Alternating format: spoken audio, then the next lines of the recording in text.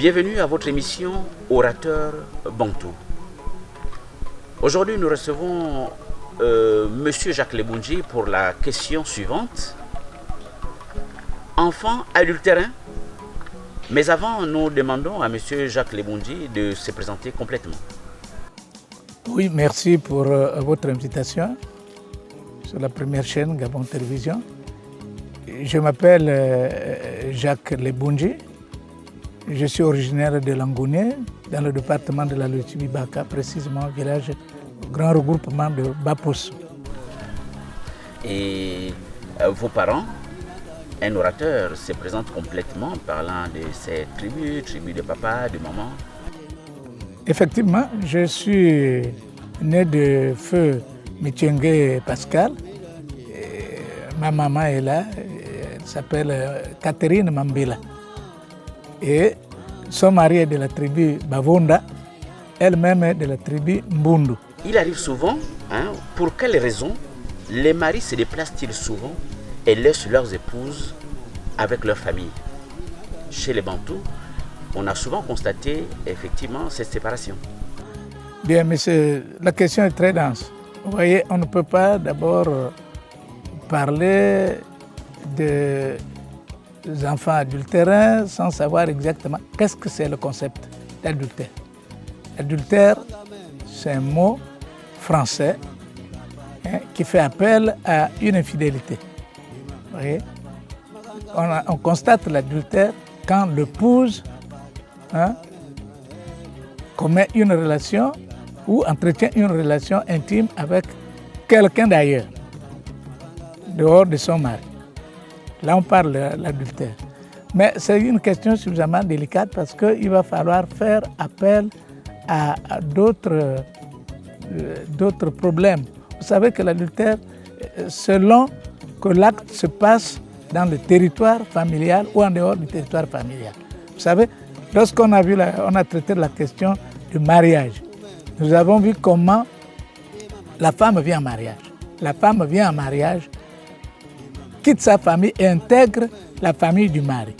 Et généralement, on ne parle pas de madame un-tel, on dit l'épouse de la famille d'eux.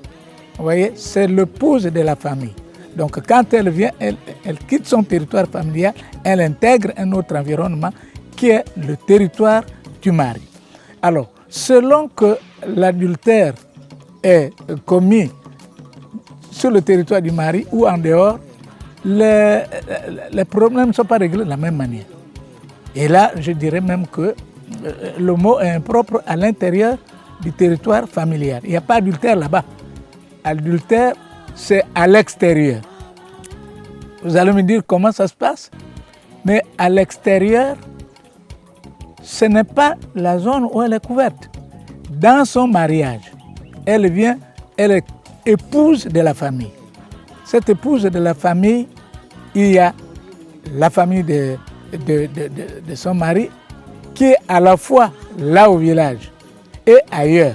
Ailleurs pourquoi? Parce que quand le monsieur a ses sœurs qui épousent des garçons de l'un autre village, rassurez-vous, les enfants nés de sa propre sœur sont toujours les enfants de la famille.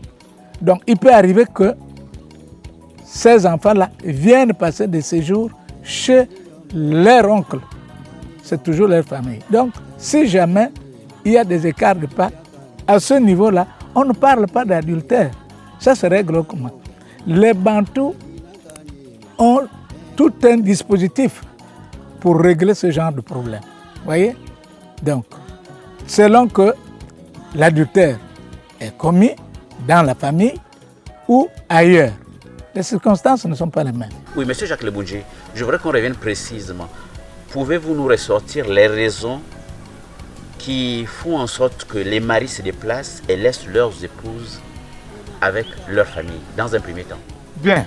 Je dis bien, nous situons dans un contexte totalement bantou et à l'arrière-plan, vous voyez que les Bantous, dans leur village, pour le cas spécifique du Gabon, par exemple, les populations du Sud, quand les Occidentaux sont venus, notamment les opérateurs économiques. Ils se sont installés dans des grandes villes, dans de grandes agglomérations, ou alors ils font des exploitations forestières et minières. Vous voyez, souvent ils venaient dans nos contrées pour recruter des travailleurs. Parfois c'était même obligé, on attrapait des gens pour envoyer à la côte. C'était ça l'expression, on envoyait quelqu'un à la côte. Mais quand il va à la côte, on ne sait pas pour combien de temps l'opérateur économique va le garder là-bas. Vous voyez, il peut passer 2, 3, 4 ans. Et pendant qu'il passe 3, 4 ans, effectivement, il est marié. Les difficultés de transport étant, la femme était gardée par sa famille, voilà, notamment le beau-père et la belle-mère. Voilà. Et c'est pourquoi, dans le même sens, la femme qui reste chez les parents du mari n'est-elle pas exposée à commettre l'adultère, une infidélité? Bien. L'adultère, je l'ai dit au départ, fait l'objet d'un constat. Selon que l'adultère se passe chez vous, c'est son territoire, où elle est tout à fait sécurisée, ou ailleurs. Dans le cas où ça se passe ailleurs, il y a des problèmes, généralement il y a des problèmes, parce qu'on va demander des dommages, parce que l'adultère s'est passé en dehors du territoire familial, du cadre familial qui est réglementé par la coutume. Alors dans ces conditions-là, la famille du mari va réclamer des dommages et intérêts à la famille du garçon qui a commis l'infidélité avec la femme. Mais si l'adultère, ce que vous appelez adultère, j'ai dit que dans le cercle familial, le mot n'existe pas. Si la femme arrive à avoir une relation à l'intérieur du territoire, cette relation-là est réglementée. Alors, elle est réglementée, c'est encore un volet, si vous voulez qu'on développe, on développe, parce que les parents ont décidé, d'après la coutume, que la femme qui reste longtemps en dehors de la présence de son mari, j'ai dit que le mari est parti pour 3-4 ans. 3-4 ans, son épouse est encore jeune. Généralement, c'est les gens plus âgés qui épousaient les filles plus jeunes. Une fille qui a 25 à 30 ans, elle a encore toutes ses forces, elle a des impulsions et tout. Comment gérer ces impulsions-là pendant 4 ans alors que monsieur se trouve en voyage? Et dans le même sens, sans vous couper, et dans le même sens, il est souvent arrivé que le mari, à son retour, trouve un bébé né de sa femme. Faut-il condamner la femme? Bien. Mais avant de parler de condamnation de la femme, je vous ai dit que la société bantou est une société organisée. Contrairement à ce que les Occidentaux disent que la société bantou, c'est une société, on voit des gens qui sont en forêt, mais c'est faux. Les Bantous ont une discipline. Ils ont même leurs droits coutumiers. Vous voyez, le monsieur qui vient à la maison trouver la femme de son mari. On parle d'abord... Le mari qui vient trouver un bébé. Oui, le bébé est déjà à la maison. Oui. Le problème, c'est de savoir qui a fait le bébé. Très bien. Et pour être plus précis, on va aller un peu plus en profondeur. Dans ce cas de figure, le géniteur est souvent le petit frère ou le neveu du mari. Cet enfant né est-il enfant adultérin? Je vous ai dit qu'il n'y a pas d'adultérin à l'intérieur du territoire familial. L'enfant adultérin vient d'ailleurs. C'est des cas tout à fait particuliers. Mais à l'intérieur du territoire, lorsque le monsieur est parti à la côte, je disais, c'est l'expression utilisée au village, le monsieur s'en va, il laisse sa femme pendant 4 ans. Il y a d'abord ceux qui sont autorisés à couper du bois. C'est l'expression qu'on utilise au village. Monsieur un tel va se charger d'entretenir les plantations de telle dame. Mais il y a des élus. Ce n'est pas par hasard. N'importe qui n'est pas le coupeur du bois de cette dame-là. Il y a ce qu'on appelle comment dirais-je, ceux qui sont mandatés, ceux qui sont éligibles pour mettre pied à l'intérieur de la chambre du monsieur qui est absent. Ces élus-là sont catégorisés. Il y a d'abord ses petits frères à lui, nés de sa mère. Ses petits frères sont couverts par la tradition. Le monsieur qui est absent sait que son petit frère est au village, il n'a pas à s'en plaindre parce que la femme ne va pas rater de sa maison parce qu'il y a un homme là-bas. Cet homme-là, le droit coutumier autorise à franchir le seuil de la chambre de son aîné. Ce n'est pas un miracle, ça paraît bête, mais je vous ai dit qu'on est dans la stricte tradition. C'est comme ça que les choses se passaient chez nous, c'était réglementé. Alors, Monsieur Jacques Lebon, je précise que le mari est encore vivant, ce n'est pas l'héritage. Non, je ne parle pas d'héritage. Suivez bien ce que je dis. Je ne parle pas de l'héritage. Le mari est absent, il va falloir trouver quelqu'un qui entretienne quand même la femme. Ce quelqu'un-là, ce n'est pas n'importe qui de la famille. Je précise bien, les enfants nés de sa mère, qui sont les cadets de monsieur absent. Et les enfants nés de la sœur de sa mère. Ce sont ses petits frères. Parce que là, on arrive à savoir si on est matriarcat ou patriarcat. Je vous dis bien que les enfants nés de la sœur propre de sa mère sont les petits frères de l'homme absent. Parce que nous, on n'a pas de cousins. Chez les Bantous, il n'y a pas de cousins. Ce sont ses petits frères. Et la coutume prévoit que l'un de ses petits frères, soit issu de la sœur de sa mère ou directement de sa mère, peut être autorisé à franchir les portes de l'absent s'il est pour une longue durée. La deuxième catégorie, c'est l'enfant de sa sœur. Vous voyez? Le neveu. Le neveu peut partir de chez son père pour venir, par exemple, pendant les travaux champêtres. On dit, la femme n'a pas quelqu'un, le papa est déjà vieux, la mère est vieille. La femme n'a pas quelqu'un pour lui faire la plantation. Toi, son neveu, tu vas aller faire les travaux champêtres chez ton oncle. Le monsieur arrive, il va s'occuper des travaux champêtres pendant 1 mois ou 2. Vous voulez qu'il soit où? Il est autorisé, c'est la famille qui lui dit, fais ton sac, la chambre est là-bas. Mais c'est codé. C'est codé. Il n'y a pas d'anarchie, il n'y a pas eu d'anarchie là-dedans. C'est codifié, c'est réglé, c'est protégé. Vous voyez? Et c'est dans ces circonstances-là qu'il peut arriver que le mari, à son retour, trouve un bébé. Voilà. Je précise bien que ce ne sont pas dans le cas de l'héritage, le monsieur n'est pas décédé, le monsieur est encore vivant. Ce sont des précisions très claires. Monsieur Jacques Lebondji, comment les Bantous gèrent-ils cette façon donc de faire? Ça reste secret familial, enfant du grand frère, ou bien lors de l'inscription, c'est l'enfant du petit frère? Bien, ce n'est pas l'enfant du petit frère. J'avoue qu'il n'y a pas de petit frère à l'époque. Il ne faut pas intégrer le débat d'abord tout de suite dans le cadre du modernisme. Parce que nous progressons. L'émission a pour vocation de nous présenter comment le Bantou a organisé son mode de vie et comment progressivement il est arrivé maintenant à entrer dans le monde moderne.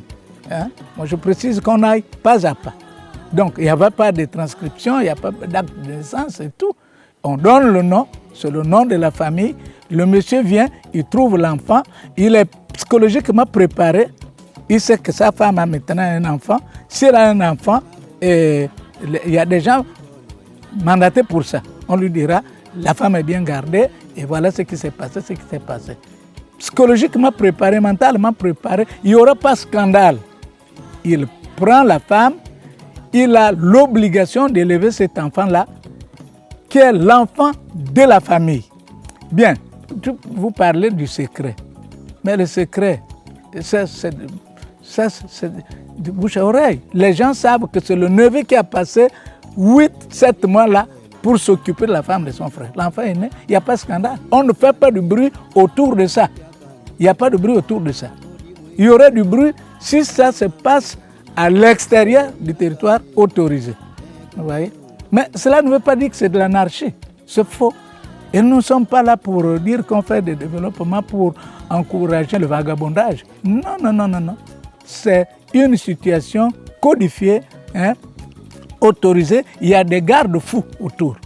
Voyez? Donc, le Bantou, ce n'est pas un anarchiste. Il faut quand même avouer que les Bantous savent gérer les secrets de famille. Oui, effectivement. Ils savent les gérer. Parce que ça, on ne le dit pas sur la place publique, que l'enfant est né du neveu ou du petit frère. Non, non, non. Ça se saura, mais on ne le dit pas parce que si vous en faites un sujet à débattre dans des coins de rue, ça peut faire scandale à la famille et ça crée des frustrations. Voilà pourquoi on constate, mais on n'en fait pas un débat autour pour éviter les frustrations. Vous voyez? Monsieur Jacques Lemoudji, y a-t-il pas à craindre une crise entre les deux frères ou l'oncle et le neveu? Même s'il est préparé psychologiquement, est-ce que ça ne peut pas être une entente un peu hypocrite? Où on dira que la préparation est tellement bien faite qu'on ne peut pas en arriver à ce niveau. Hypocrite, si, il y a des cache-cache dedans. C'est dommage, mais il n'y a pas de cache-cache, il n'y a pas d'hypocrisie dedans. Le problème, c'est de savoir comment le nez va maîtriser ses pulsions. Est-ce qu'il va être violent ou pas? Voilà pourquoi je vous dis, ça ne se passe pas comme ça. Il y a des gens autour qui préparent tout le monde. Le jeune qui a fait, qui a laissé le bébé, ce jeune-là est préparé. C'est un jeune respectueux. C'est un jeune qui a été identifié dans la famille pour pouvoir gérer un patrimoine laissé par son frère. Ça ne se passe. On ne prend pas n'importe qui. C'est le garçon qui a des prédispositions d'un homme sérieux qui va assumer ses responsabilités dans la famille. C'est celui qui est autorisé à s'occuper de la femme de son frère. Et lui aussi qui arrive, il est préparé. On lui dit non, c'est comme ça que ces choses se passent parce que si telle chose ne se passait pas, quelqu'un d'un autre village peut venir semer du scandale et il vous prend la femme, il s'en va.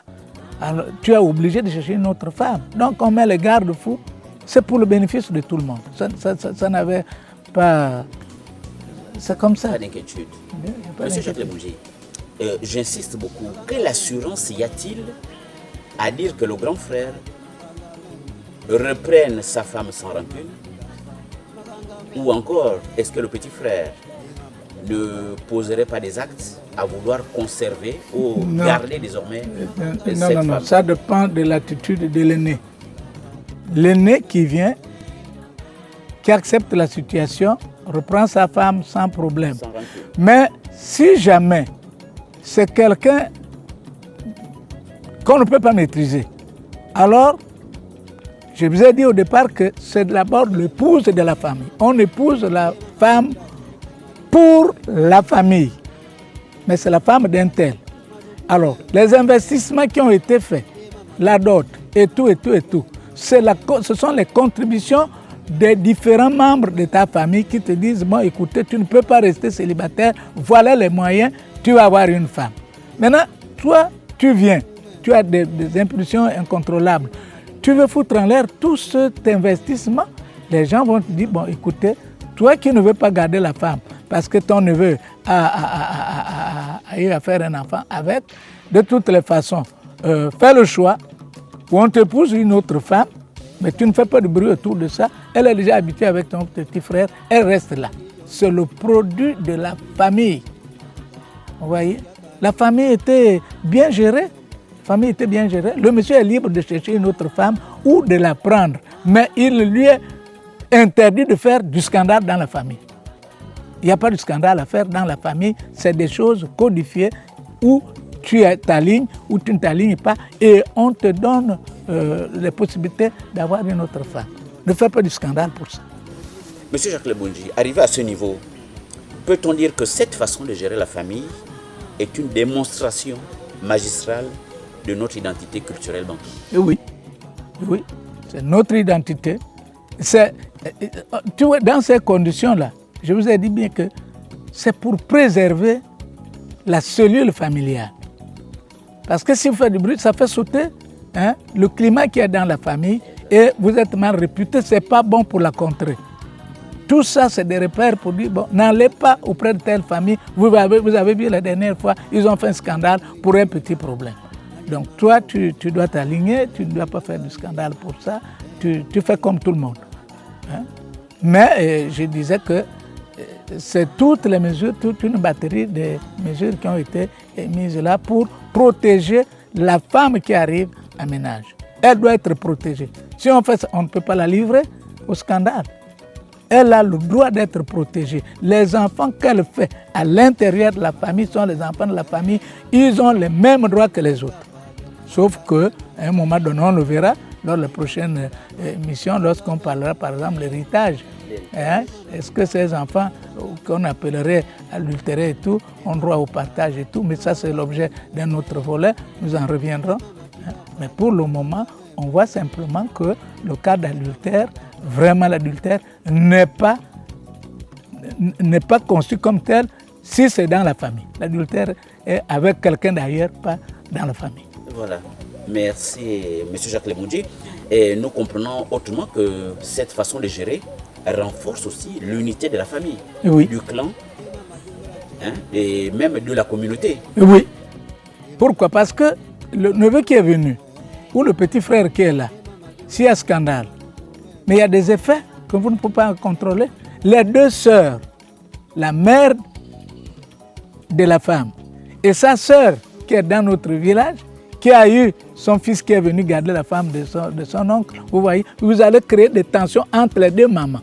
Parce que c'est leur bien commun. L'épouse est leur bien commun. Tu vois, ça paraît bête, mais il faut comprendre ça comme ça. C'est des femmes liées par le sang. Ce qu'elles font, c'est le bien de leur famille. S'il y a un scandale, elles vont être froissées, les relations vont être froissées, la grande sœur ira de son côté, la petite sœur ira de son côté, et on vivra une famille déjà désorganisée. Voilà pourquoi des dispositions particulières ont été prises pour gérer ce genre de cas. Ça ne sort pas de l'extraordinaire, mais c'est des choses prévues, codifiées. Monsieur Jacques Lemoudji, conscient qu'il faut préserver nos us et coutumes, faut-il perpétuer cette façon de faire, sachant que le monde évolue et les comportements aussi changent? Bien, mais on ne peut pas dire que nous sommes là pour inciter les gens au scandale dans les maisons. Non, l'histoire elle-même règle les choses. Hein? Par l'histoire elle-même règle les choses. Mais oui, mais je vais en venir. Je vais en venir. Ce genre de cas ne peuvent plus facilement se produire. Pourquoi? Parce que si quelqu'un est en voyage, même s'il est employé dans une grande usine ou il est en ville, on ne voit plus aujourd'hui des gens qui vont passer 4 ans, la femme au village, dans les mains entre les mains de sa mère et de son beau-père. Ce n'est pas possible. Dès lors que quelqu'un voyage, rapidement, il envoie le billet, on envoie sa femme. S'il retarde, les parents au village cotisent pour que la femme le suive. Donc, l'histoire même, elle a réglé. Le modernisme a réglé même. C'est l'histoire qui s'éteint d'elle-même. Tu vois, c'est des comportements qui disparaissent d'eux-mêmes, hein, du fait de la société. Il n'y a plus les absences de longue durée. Exactement. Parce qu'on verra un mari qui se déplace pour une formation, pour un travail, automatiquement les conditions sont réunies pour qu'il parte avec son épouse et ses enfants. Voilà. Donc, parlant de préserver nos us et coutumes, c'est une pratique qui se règle seule le jour d'aujourd'hui. Cette pratique, hein, avec le monde disparaît d'elle-même. Elle disparaît d'elle-même parce que problème, les circonstances ne s'y prêtent plus. Oui. Et voilà. Voilà. Donc, c'est justement pour le besoin de l'histoire, pour qu'on sache exactement d'où on vient et qu'est-ce qu'on faisait. Hein, tu vois, aujourd'hui, on ne peut plus être dedans. Ce n'est plus facile. Merci pour cette démonstration. Maintenant, enfant adultérin, est-ce que cet enfant est adultérin? La réponse est claire. Non. L'enfant né du petit frère. Non, il n'est pas adultérin. Il n'est pas adultérin. Parce que je vous ai dit qu'il bénéficie de la même protection que le reste des enfants de la famille. Voilà. Et nous verrons prochainement maintenant, en cas d'héritage. Voilà, et ça c'est un autre débat. La gestion de l'héritage pour l'enfant né du grand frère, l'enfant né du petit frère ou du neveu. Voilà, la prochaine émission sera dessus. Voilà, Monsieur Jacques Lemoudji, maintenant nous vous demandons de nous faire un résumé en langue locale pour la communauté Nzebi dans le monde. Merci. Bien, Boedi, Batata Naba Mama, la Yamba Mamba Marubul, Banga baba bo lolo. Basa biya bo tseng be bo di bakele. Bo yokam yulu bitaka ba. Mamale beba male me bibutu byakala. Byanyama aba malolo be. Mamuchi ba mamon. Bala msemo. Mumbuli mukulu anyama kadi muher kakel kachi anyama kadi zabanda kakel me mamuchi la mamono rasa posu mambe dibe bata basa kwa mbove di baba vanga baba tsak sana ba mila bindi ba yala bonga ngani ban tsakle na le ki mabeli na mama na amalolo be bakal ba momo anga lolo ibamba mabwes bata kakem bakadi ba chibisal mala bongo ka bel bonga bu ari anda ye mumbu ho ka batwa wa mkasa ma le kalkin ito wa le honde nan zana mukadin di bat to mukadin da ka chin dan ka kel mukad to kal be sebe be nyimbo mo ba makal ito lol na yon mo yili ma baba mumu ma mo chimala le ma be ramon akaba ngwa ba to ba bengi wo mo la musema be di wepete bangwa ba to kama mama no lile masota me bunyas kabla bo a mo kala ba bubas kala ba bunyas akabe lol masabunu bu yar sa den baket bo nyum ba tsakal to yale lenke mwana mreka mabot mwana nzaba mabot mwana awo mwana ndi kamkima bel shibenda bel chikwel sende bel chibo sende mala biochi kala nyaka bienyi bibi wede shibat ba bese be ulmati mabubo muyonga shimbio muyonga kadio muyonga bo ne banga mbo kala mono amalolo ba mele be me ile ni bangebe baba bo kutsu iki bonyi bese be tsagelia anga kalolo lol bachito la ko shimbasa tombanyi muloli kayini bibambe maya kitombe mukade mukulu ka wawa berki yenda na buyimba ka anyibo balebe lebo kale nyibo basada lol balebo bel papto bakadi bambe bel kemba na bo lol balebe ndi makalasa mukimuta boga ayabo kondre mata ayama bas manyi malsungshin lolo anga bangwa machu kayoga bawen machu ka sagrito besbe mon kal tul kim kanibane. Merci monsieur Jacques Lemoundji. À vous chers téléspectateurs, merci encore. Et la conclusion de Jacques Lemoundji, il est récapitulé pour dire que chez les Bantous, il n'y a pas d'enfants adultérins dans la famille. Les dispositions ont toujours été prises il y a quelques dizaines d'années. Lorsque l'Omari se déplaçait, la famille a une certaine organisation qui faisait en sorte que la femme était prise en charge sur tous les plans pour la continuité de la famille. Et que, à notre époque, à l'époque de la modernité, le monde évoluant, les comportements aussi changent. Ce qui fait que les Bantous savent s'adapter.